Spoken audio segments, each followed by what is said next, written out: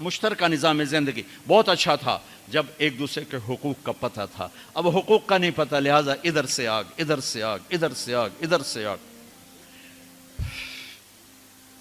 میں سر درد کا مریض ہوں، تھوڑی تھکاوٹ ہو شروع ہو جاتا، فاقہ شروع ہو جاتا، تو میں روزے رکھنے کے لیے مری چلا جاتا ہوں کہ بھئی چلو کوئی ٹھنڈک، روزے کا لمبا ہونا اور ٹھنڈک شاید اس کو کچھ وہ بیلنس کر دیتا ہے، تو میں کچھ 3-4 روزے پھر بھی چھوٹ جاتے ہیں لیکن اکثر پورے ہو جاتے ہیں. تو بھربن میں وہاں ایک جگہ میں ٹھہرتا ہوں، تو عصر کے بعد میں تھوڑا بیان کرتا ہوں معاشرت پر. تو پہلی دفعہ جب میں وہاں ٹھہرا تو 8ویں دن امام مسجد کی بیوی آئی ہمارے پاس، میری بیگم کے پاس، کہ جی بیگم صاحب میں نے آپ کا اور مولانا کا شکریہ ادا کرنا ہے کہ آج میری زندگی کا پہلا ہفتہ ہے میرے خامند نے مجھے مارا نہیں. پہلا ہفتہ امام مسجد، امام مصلی پہ کھڑے ہونے والے، کہا پہلا زندگی کا ہفتہ ہے میرے خامند نے مجھے مارا نہیں، ورنہ میری ہر دوسرے دن پٹائی ہوتی تھی. اور 10ویں دن امام صاحب خود آ گئے، کہا مولانا صاحب ہمیں پتہ ہی نہیں تھا زندگی کیسے گزار، ہمارے جو ماحول میں تھا ہم وہی کر رہے تھے. کہ میرے بہنوئی نے میری بہن کی ایک دفعہ ٹانگ توڑی، ایک دفعہ بازو توڑا، اور عالم دین ہے، عالم دین ہے. ہمیں کسی نے یہ بتایا نہیں تھا، ہم نے زندگی میں پہلی دفعہ یہ باتیں آپ کے منہ سے سنی کہ زندگی کیسے گزار. تو فرحان کی زندگی فتوے سے نہیں چلے گی کہ میں مفتی نعیم کا بیٹا ہوں، یہ تو حسن اخلاق سے چلے گی، میٹھے بول سے چلے گی. میرے نبی حضرت عائشہ کو لقمے بنا کے کھلاتے تھے، کوئی اظہار عشق تھا، اللہ کی قسم اظہار تعلیم تھی. سکھایا کہ زندگی گزارنی کیسے. ان کو آٹا گوندھ کے دیتے تھے، چونکہ ابھی شروع میں ان کو آٹا گوندنا نہیں آتا تھا، تو آٹا گوندھ کے دیتے تھے. اور عرب بڑی بڑی بوٹیاں پکاتے تھے، تو حضرت عائشہ بوٹی اٹھا کے ایسے نوچتیں اور پھر رکھ دیتیں. تو اللہ کے نبی بوٹی اٹھا کر جہاں سے حضرت عائشہ نے نوچا ہوتا تھا وہاں سے نوچ کے دکھا کے کھاتے تھے. میرے رب کی قسم اظہار یہ ہمیں تعلیم دی ہے کہ زندگی کیسے گزاریں. پھر بڑے بڑے پیالے ہوتے تھے پانی پینے کے، چھوٹے گلاس نہیں. چھوٹا گلاس تو بخل کی نشانی، اب تو اور چھوٹے ہو گئے کہ کپ کو گلاس بنا دیا.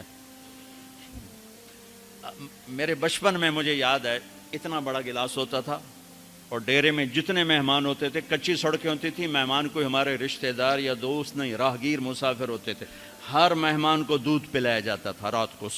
چونکہ جانور زیادہ ہوتے تھے تو ہمارا اکرام زیادہ سے یہی ہوتا تھا، تو ہم سارے مہمانوں کو دودھ پلاتے تھے. تو ایک مہمان آیا ہمارے دادے کا زمانے کا، چاچا لال. اب گلاس چھوٹے ہو چکے ہیں، تو وہ جب نوکر نے دودھ پیش کرنے کے لیے نا آگے بڑھا تو اس نے گلاس دے کر کہنے لگا پتر میں نہیں پیندا. سمجھ رہے ہو پنجابی سمجھ رہے ہو نا؟ پتر میں نہیں پیندا.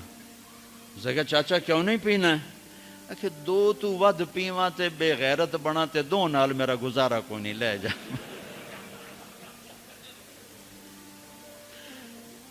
تو بخل کا زمانہ آ گیا، چھوٹی چھوٹی گلاسیں آ گئی.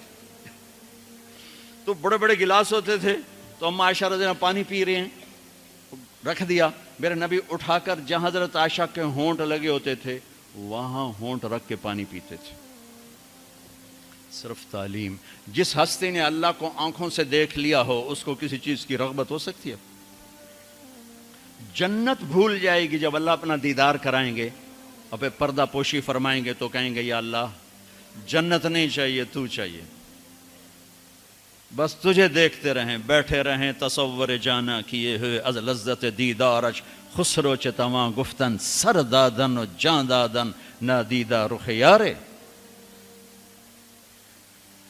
امیر خسرو کہہ رہے ہیں کہ یا اللہ بن دیکھے تیرے لیے لوگ سولیوں پہ چڑھ گئے، آروں سے چر گئے، چھروں سے کٹ گئے. بن دیکھے تیرے عشق میں جب تجھے دیکھیں گے تو کیا حال ہوگا. از لذت دیدارش خسرو چتواں گفتن سر دادن و جان دادن نادیدہ رخ یار. تو جس ہستی نے اللہ کو دیکھا ہو ان کے لیے عورتوں کی کیا رغبت ہے. یہ صرف سکھانا. ایک حدیث سنا دے، ما تزوجت وما زوجت الا بوحی من السماء نزل به جبریل. لوگوں میں نے جہاں شادی کی، میں نے جہاں بیٹی دی، پہلے آسمان سے وحی آئی پھر میں نے قدم اٹھایا. اللہ کی قسم ہمیں سکھانے کے لیے تھا، ہمیں سکھانے کے لیے۔ ہاں سفر سے واپسی ہو رہی ہے، ٹھیک ہے، آپ نے صحابہ سے کہا چلو بھائی تیز ہو جاؤ، وہ سارے تیز ہو گئے، یہاں تک کہ نظروں سے غائب ہو گئے، ٹھیک۔ تو اب کون رہ گئے؟ اما عائشہ اور میرے نبی۔ تو اما عائشہ نہیں، میرے نبی نے کہا عائشہ دوڑ لگائیں، دوڑ لگائیں، لگائیں۔ اللہ اکبر، مفتی نعیم کا اتنا بڑا پیٹ، یہ دوڑ لگائے گا بیگم کے ساتھ؟ اور مولانا منظور مینگل کا اس سے بھی بڑا ہو گیا، یہ لگائیں گے؟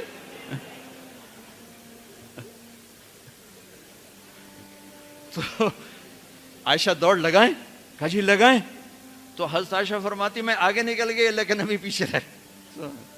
پھر کچھ عرصہ گزر گیا، کئی سال گزر گئے، پھر ایک سفر سے واپسی ہو رہی، آپ نے کہا ہاں بھائی آگے جاؤ، وہ سارے آگے جا گئے، اجل ہو گئے۔ آپ نے کہا عائشہ دوڑ لگائیں، کہا جی لگائیں۔ تو کہا ان دنوں میں موٹی ہو گئی، تبدنت کا لفظ مجھے یاد ہے، کہ میں موٹی ہو گئی تھی۔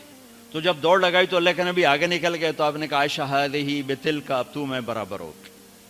اللہ کی قسم زندگی سمجھانے کے لیے تھا۔ جہاد کا سفر سارا صحابہ کا قافلہ ہے، جنگ کا زمانہ ہے، دشمن چاروں طرف ہے، اور ہم اما عائشہ رضی اللہ عنہ اونٹ پہ بیٹھیں اور ہاتھ لگایا تو ہار غائب۔ فرمایا میرا تو ہار کوئی نہیں، میں تو نہیں جاؤں گی، میرا ہار ڈھونڈو۔ تو میرے نبی نے نہیں فرمایا چل بیٹھ، اتنے لوگوں کو تو پریشان کرتی ہے، تجھے پتہ نہیں میں نے سبق پڑھانا تو میرے پیچھے پڑ گئی۔ طلبہ میرا انتظار کر رہے ہیں۔ آپ نے کہا بھائی عائشہ کا ہار ڈھونڈو، سب ڈھونڈنے میں لگ گئے۔ شام ہو گئی، سورج چھپ گیا اور ہار نہیں ملا، اور اس کے بعد تلاش بند ہو گئی، اندھیرے میں کہاں ملے گا؟ اب کیا ہوا؟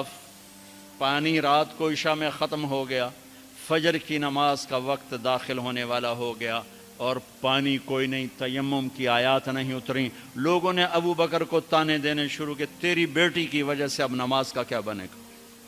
ابو بکر غصے میں آئے اما عائشہ کے خیمے میں، تو اللہ کے نبی گود میں سر رکھے سو رہے تھے۔ اب آپ تو باپ تھے، تو آ کر اب بول تو سکتے نہیں، اور چہرے سے دوری تیری وجہ سے ہو، اور یہاں پسلی میں ماری انگلی، زور سے انگلی ماری۔ تو کہتے میں ایسے سخت ہو گئی تاکہ میرا بدن حرکت نہ کرے کہ کہیں اللہ کے نبی اٹھ نہ جائیں۔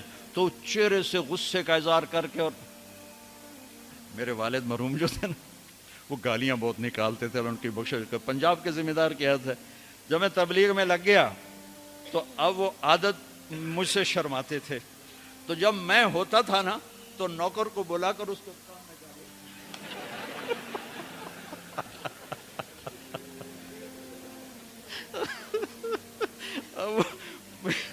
جوانی کی عادت بڑھاپے میں تو جا نہیں سکتی تھی، تو پھر آہستہ آہستہ گالیاں اپنا کوٹا پورا کر لیتے تھے۔ تو ابوبکر صدیق رضی اللہ عنہ میں کہ کہیں بھائی اللہ کا نبی اٹھنے کرتے رہو، انگلی مارتے رہے، تو اللہ نے آیات تیمم اتار دی۔ اس موقع پر تیمم کی آیات پہلی دفعہ 8000 سال میں یہ ہونے لگا ہے۔ بھلا مٹی سے آدمی صاف ہوتا ہے اور گندا ہو جاتا ہے؟ اللہ کہا نہیں، فتیمم، چلو تیمم کرو۔ اب سارے صحابہ میں خوشی کی لہر، اور سعد بن عبادہ کہنے لگے اے آل ابو بکر، یہ پہلی تو نعمت نہیں ہے جو تمہارے گھرانے کے طفیل ہمیں ملی ہے، اس سے پہلے بھی بڑی نعمتیں تمہارے گھر کی طفیل ہمیں ملی ہیں۔ اللہ نے تیمم کی آیت اتار دی۔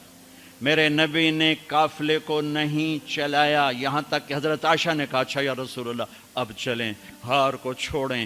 پھر میرے نبی چلے، اور جب اونٹنی کو اٹھایا تو ہار اس کے نیچے پڑا ہوا تھا، وہ سارا باہر ڈھونڈتے رہے، ہار نیچے چلا گیا تھا گر کر۔ یہ میرے نبی کی زندگی ہے، یہ مینگل صاحب سے کہتا ہوں پڑھائیں، مفتی نعیم سے کہتا ہوں یہ زندگی پڑھائیں، کہ ان کی بیویاں ان کو دعائیں دیں، ان کے ماں باپ ان کو دعا دیں، ان کی اولاد ان کو دعا دے۔ وہ باپ نہیں ہے جس کو دیکھ کے بچے ڈر جائیں، وہ تھانے دار ہے، تھانے دار بیٹھا ہوا ہے۔ وہ استاد نہیں جس کو دیکھ کے شاگرد ڈر جائے، وہ تھانے دار ہے۔ وہ خامد نہیں ہے جس کو دیکھ کے بیوی سہم جائے وہ تھانے دار ہے. خامد وہ ہے جس کو دیکھ کے بیوی خوش ہو. باپ وہ ہے جس کو دیکھ کے اولاد خوش ہو. استاد وہ ہے جس کو دیکھ کے شاگرد خوش ہو. اپنے مصنوعی روب جمانا کہ استاد کی ہیبت ہونی چاہیے. ارے ہیبت، محبت ہونی چاہیے. محبت سے علم منتقل ہوتا ہے، ہیبت سے نہیں ہوتا. محبت سے جا کر فریکوینسی ملتی ہے، کال ملتی ہے، اور پھر جذبات منتقل ہوتے ہیں. تم ہیبت بٹھانے کے چکر میں